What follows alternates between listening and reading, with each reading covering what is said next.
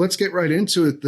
What happened? We talked about this a while back on the podcast about the general issues with firearms ballistic analysis and how it's used in courts. But there's been a specific update, a pretty big one, that you're writing about in this piece. Can you talk just a little bit about what that specific event was? Yeah, so this is a ruling in Chicago's city criminal court judge, Judge Hooks. This is a very kind of typical case. This guy, Ricky Winfield, was accused of a shooting. Police found a bullet at the crime scene they were prepared to call a forensic firearms analyst who was going to match that bullet to a gun that was connected to the defendant, Ricky Winfield. And the defense in the case, the Chicago Public Defender's Office, mounted what's called a Fry challenge. And basically it's a challenge to the scientific validity of this type of matching one bullet to one gun. And most cases, most defense attorneys wouldn't even bother with one of these challenges. They're almost never successful. We've got, a full century of case law upholding this kind of testimony. And yet, in this case, the judge, who has kind of a history of skepticism of police and prosecutors, granted the hearing. Both sides presented expert witnesses, and ultimately, he barred the forensic firearms analyst from testifying at all, based on the fact that there's no scientific foundation to this idea that you can match one bullet to one gun. Now, this is a landmark ruling because while other courts, both state and federal, and including at the appellate level, have limited what firearms analysts can say, told them, for example, you can't say, it's a statistical impossibility that any gun other than this gun could have fired this bullet, or, this bullet is a match to this gun, and made them use more kind of circumspect language. This is the first ruling that's ever completely barred an analyst from testifying at trial. And so that, in that sense, it's a pretty big deal.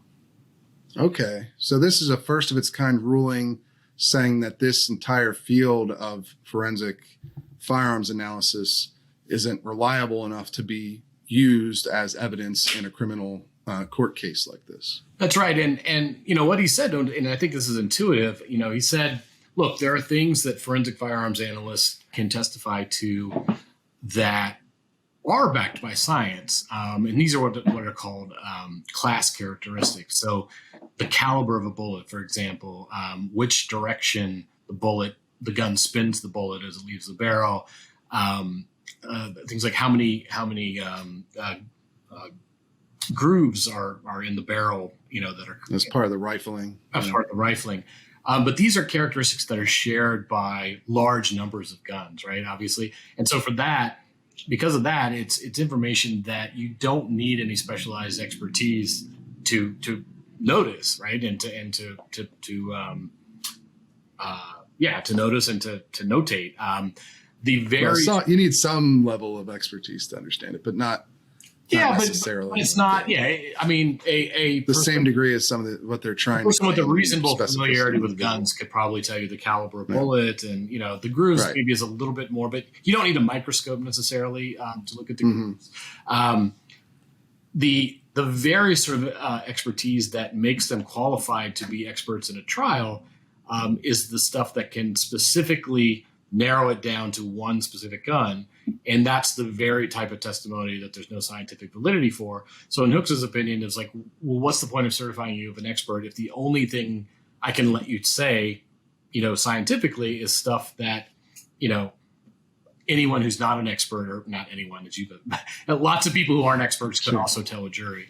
And I think that makes sense, especially when you think that, when just the fact that you have an expert testifying makes that person sort of more credible to a jury, because they think, well, there must be a reason why this person is here. So then anything they say after that is going to give them much more, more weight than it probably should be. And that was Hooks' reasoning in this.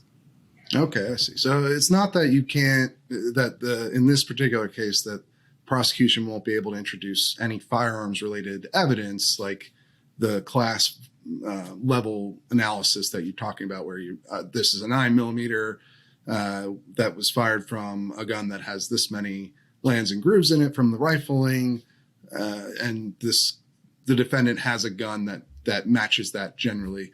what he's not allowing is having someone come in certified as an expert to make claims about that specific bullet recovered being a match for the specific gun fired, excluding all other possible guns, right? Right. And sometimes they'll use language that hedges a little bit, but his reasoning, and there's academic research to back this up, is that, you know, if you tell a jury, I can't exclude this gun as having fired this bullet, right? They will take that for what it's worth. Like they will say, okay, well, that means you're not excluding the defendant, but you're not saying that it could only have been this person. As soon as you start using any kind of language that kind of specifies the defendant, if you say, you know, it is my opinion that the gun is the most likely source of this bullet, or if you say no other gun on the planet could have fired this bullet, juries tend to hear all of that and give it the same sort of amount of evidentiary weight. This expert is matching this bullet to this gun no matter what the language is. And so he's saying, you know, you can use this very broad stuff, you know, that doesn't exclude, but I'm not going to let you say this bullet can only, you know, match this bullet to this gun, because juries always hear that the same way.